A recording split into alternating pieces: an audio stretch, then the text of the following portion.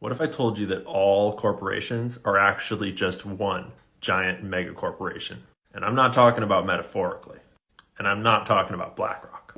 I'm talking about what's really behind BlackRock. See, we hit 1 million followers on TikTok this week, and I've been waiting to post this video since the very first video that I made, laying the groundwork of understanding so that we're all going to understand this now that we're here. So let's break it down real simple. If you're going to go grocery shopping at a corporate grocery store, all of these corporations are owned by these institutions. They're highlighted in red if they're on all 4 of these sheets. They're darker orange if they're on 3 of them, and light orange if they're on 2. And there's only a couple that only appear once. It's mostly the same money.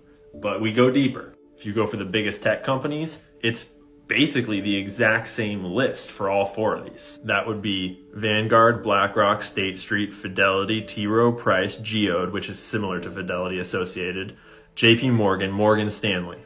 And then Northern Trust is on 3 of them, and Capital World Investors is the exact same thing as Capital Research and Management Company. So you might think, okay, these are the institutions that own the whole stock market. But who owns them? And see, if you've been around here for a minute, you already know. They all own each other. Just a giant cross-ownership pool.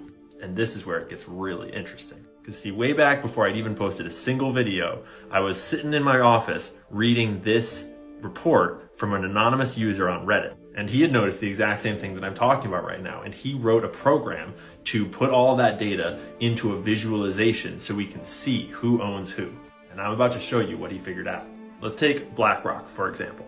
This is a list of the top institutional owners of BlackRock and how much of the company they own. And if you visualize it, it looks like this, where the whole square is all of BlackRock's stock, and they get a percentage of that square based on how much they own. And the important colors to note are that white symbolizes us, retail investors, and gray symbolizes insiders that work at the company. So that would be like Larry Fink's stock, among other people. And everything else is other giant corporations, investment banks, like BlackRock themselves own a little bit. State Street owns some. Capital World Management owns some. Bank of America owns some. You see how this works? But then you think about it and you're like, well, wait a minute, because all of these institutions are owned by other institutions, right? So what if we put that data in here? Well, he did. And it looks like this. And you realize that all of this that was owned by Merrill Lynch is actually owned by all of these other institutions. And a little bit of us, retail, up there at the top. But here, we've only replaced Merrill Lynch's section. What about all of these guys? Well, then it looks like this. Remember, white is retail investors like you and me, and everything else is giant mega corporations. And if you go one layer deeper, filling in all those corporations with their corporations, you see how this program's working? And so then we simplify it to just black, gray, and white. And this is who owns BlackRock. White is retail investors like you and me. Gray is insiders at all of these corporations like CEOs and other executives. And black is just corporations owning each other. We'll call it Megacorp. This is the same process done for Bank of America and for State Street and for Best Buy, Amazon, Macy's, groceries, food, ingredients, building and selling homes, even less white, meaning us, retail ownership. As far as I can tell, there's only one company on the entire stock market that is not owned by Megacorp. Can you guess who it is? Do you know? It's GameStop. Except that this photo's out of date because it's from a few years ago.